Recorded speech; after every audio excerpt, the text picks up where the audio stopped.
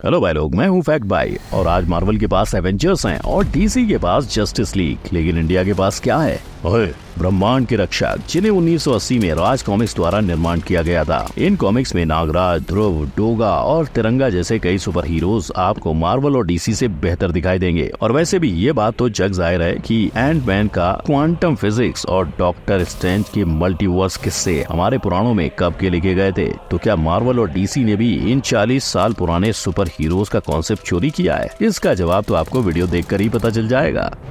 Number 1, खबरदार योद्धा, तूफान का देवता, बिजली का सौदागर।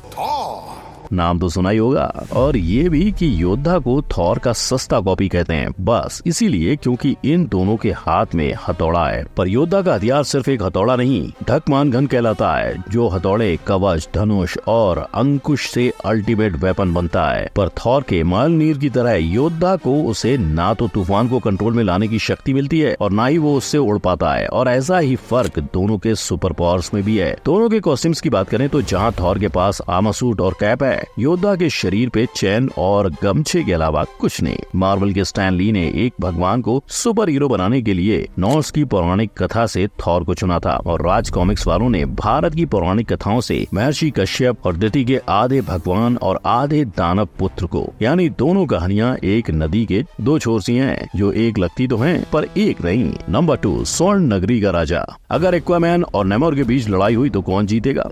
जब तक आप इसका जवाब ढूंढेंगे तब तक राज कॉमिक्स के धनंजय की ओर देखते हैं, जो अपने आप में ही नेमोर और एक्वामैन है। जी हाँ, एक्वामैन की तरह धनंजय एक पानी में बसने वाले शहर का राजा है, जिसे स्वर्ण नगरी कहते हैं, और एक्वामैन की तरह वो पानी में भी सांस ले सकता है और अपने कवच से बुलेट्स को भी डॉज कर सकता है। इनफैक्ट धनंजय के पास एक रस्सी भी है जिससे वो दुश्मनों को बांध सके, मगर कईयों की नजर में वो रस्सी वंडर वुमन के लेसो जैसी लगती है। पर भाई लोग, अगर कोई वंडर वुमन जैसा है तो वो है राज कॉमिक्स की शक्ति। इसकी भी पावर भगवान से आती है और वंडर वुमन की कहानी में भी उसे भगवान का दर्जा दिया गया है। हालांकि शक्ति एक इंडियन कैरेक्टर होने की वजह से किरदार को माँ काली की शक्तियाँ दी गई हैं, और तो और शक्ति नाम का एक कैरेक्टर मार्वल यूनिवर्स में भी बसा हुआ है। नंबर 3, इच्छाधारी नागराज।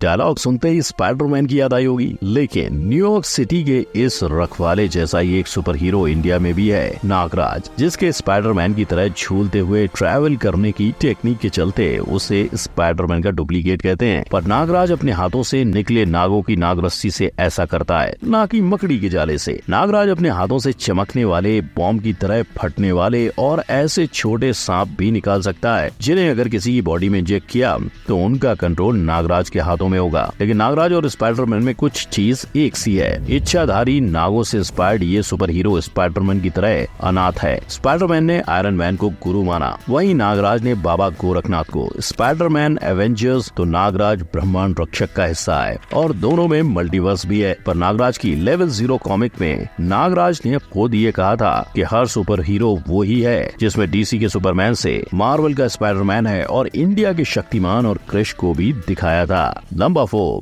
बेनाम परमाणु। लाइफ कितनी आसान होती अगर फोन से आवाज की बजाय इंसान भी ट्रैवल करता, है ना? और आज से 60 साल पहले यही सुपर पावर एटम के पास थी। डीसी का ये सुपर हीरो ट्रैवलिंग के लिए टेलीफोन घुमाता था, और टेलीफोन आंसर होते ही अपने शरीर को इतना छोटा बना लेता था कि पहली फोन लाइन से घुसकर दूसरी लाइन पे निकले। लेकिन जितने कमाल एटम की क्वांटम रिम तक में घुसने जितना छोटा होने की पावर थी, और जितना फेमस एटम का नाम था, उतना ही बड़ा झटका लोगों को तब लगा जब उन्होंने हिंदुस्तान के सुपर हीरो परमाणु को देखा, जिसके कॉस्ट्यूम पे एक से निशान के साथ ही नाम चुनने में भी ज्यादा मेहनत की हुई नहीं दिख रही थी। लेकिन हाँ, दोनों की सुपर पावर पे बात आते ही आपको काफी फर्क देखने को मिलेगा। जैसे परमाणु भले ही एटम्स की रस्सी और उसके ग्लव्स बना सकता था, अपनी छाती से एटॉमिक रिंग्स फायर कर सकता था, उड़ सकता था, पर वो खुद को सिर्फ कीड़ों जितना छोटा कर सकता था। पिछले दशक में जब कॉमिक्स में परमाणु को सूट मिला, तब कई लोगों ने परमाणु को सिर्फ एटम नहीं, आयरन मैन की भी कॉपी बताया था। क्या आपको भी ये एक से लग रहे हैं? नंबर 5, लहराता रहेगा तिरंगा। बदन पे देश का झंडा, हाथों में शील्ड और कंधों पे ब्रह्मांड को बचाने की जिम्मेदारी। हॉलीवुड देखने वाले कैप्टन अमेरिका को याद कर रहे होंगे, पर फैक्ट भाई बात कर रहा है इंडियन सुपर हीरो तिरंगा की, जिसका नाम कभी अभय था,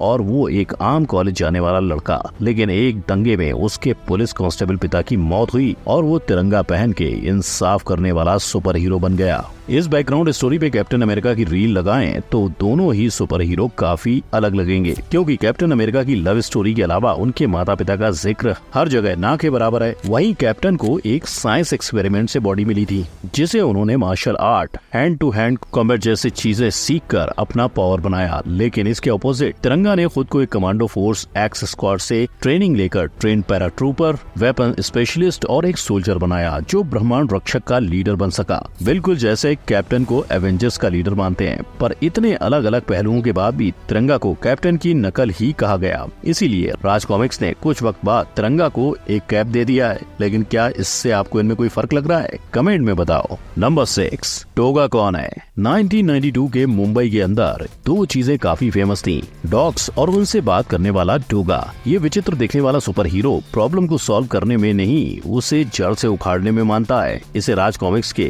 तरुण कुमार वाही और संजय गुप्ता ने बनाया था, और अपनी डेयरिंगबाज पर्सनैलिटी की वजह से डोगा की हर कॉमिक्स काफी यूनिक मुद्दों पर निकलती थी। पर फैक्ट भाई को कहना पड़ेगा कि धुआंधार मारपीट और गन्स की वजह से डोगा और पनिशर को एक कहना गलत नहीं होगा, क्योंकि मार्वल का पनिशर भी अपने दुश्मन पर बिंदास वार करने से नहीं कतराता। तू बहुत डेंजर मानुस है ना। क्या बोला रे? पर इसके अलावा दोनों की बैकग्राउंड स्टोरी काफी अलग है, और जहां पनिशर की वेब सीरीज आ चुकी है, डोगा पर अभी तक कुछ बनाया नहीं गया। हालांकि कुछ साल पहले कुणाल कपूर को लेकर अनुराग कश्यप डोगा पर पिक्चर बनाने वाले थे, लेकिन अज्ञात रीजंस की वजह से ये प्रोजेक्ट कभी नहीं बना। लेकिन आपको क्या लगता है, डोगा पर आने वाले दिनों में कोई सीरीज बननी चाहिए? कमेंट में जरूर बताना। नंबर 7, ध्रुवी बैटमैन है। अंधेरी रातों में सुनसान राहों पर एक मसीहा निकलता है, जिन्हें लोग ध्रुवा कहते हैं, और ये ध्रुव तारे की तरह सभी की आंखों में चमकता रहता है। जहां वो सुपर कमांडो है, यूटिलिटी बेल्ट यूज करता है, सुपर बाइक पर घूमता है और स्टार ब्लेड नाम का हथियार साथ रखता है। किसी की याद आई? जी हाँ, सभी की नजर में ध्रुवा माने बैटमैन। जहां बाइक से लेकर बैटरंग तक सब एक जैसा है, और तो और बचपन में ही माँ बाप को खो देने वाली स्टोरी भी सेम ही सुनाई पड़ती है। पर अपना लाड दुलारा ध्रुव जितना बैटमैन के साथ मेल खाता है, उतना ही नाइटविंग के साथ भी जुड़ा हुआ है, क्योंकि नाइटविंग और ध्रुवा की बचपन वाली कहानी सर्कस से शुरू होती है। लेकिन अगर ध्रुव को कोई चीज अलग करती है तो वो है उसकी शक्ल, जो उसके शहर के हर इंसान को पता है। इनफैक्ट ध्रुव प्राणियों से भी बात कर सकता है, और इसी पॉपुलैरिटी को बरकरार रखने 1990 में नागराज नोवेल्टीज के अंडर ध्रुव के कई मर्चेंडाइज भी लोगों के सामने आए थे। नंबर 8, एडिक का राज। चटनी बना देगा एडिक, और वो कौन सी चटनी है उसे आप जानो। इसके पहले फैक्ट भाई बता दे कि edict super strength, super speed और हजारों साल जीने की शक्ति रखता है। जहाँ जीनी जैसी छोटी और शक्ल रखने वाला एडिक राज कॉमिक्स के एंशिएंट सुपर हीरो में से एक है। इस एडिक को श्राप था कि वो अगर धरती पर आया तो वो भस्म हो जाएगा, लेकिन 10,000 साल के बाद जब वो लौटता है तो फिर वो सीधा कलयुग पहुंचता है। यानी जहां ध्रुव, नागराज और डोगा जैसे सुपर हीरोज हैं, और जहां इसके मसल्स और लुक की बात करें तो इसे हल्क के साथ कंपेयर किया जाता है। मगर राज कॉमिक्स में एडिक का जन्म और मार्वल में हल्क का जन्म दोनों ही अलग युग और अलग दौर में दिखाया गया है। और तो और एडिक को राज कॉमिक्स ने अपनी 2013 की सर्वनायक सीरीज में लॉन्च किया था। यानी अभी तक एडिक की कहानी पूरी नहीं हो पाई है। तो भाई लोग, ये थे वो देसी सुपर हीरोज जो 1980s से हम सभी के बीच हैं, जिन्हें 1930s में आए मार्वल और डीसी के किरदारों के साथ हमेशा तोला गया है। मगर क्या आप भी ऐसा ही मानते हो? कमेंट में बताओ। और इंडिया की फनी फीमेल सुपर हीरोज को देखने के लिए आई बटन पर क्लिक करो। वीडियो अच्छी लगी हो तो लाइक, कमेंट, शेयर और सब्सक्राइब करना ना भूलें। मिलेंगे अगली वीडियो में। गुड बाय, जय हिंद।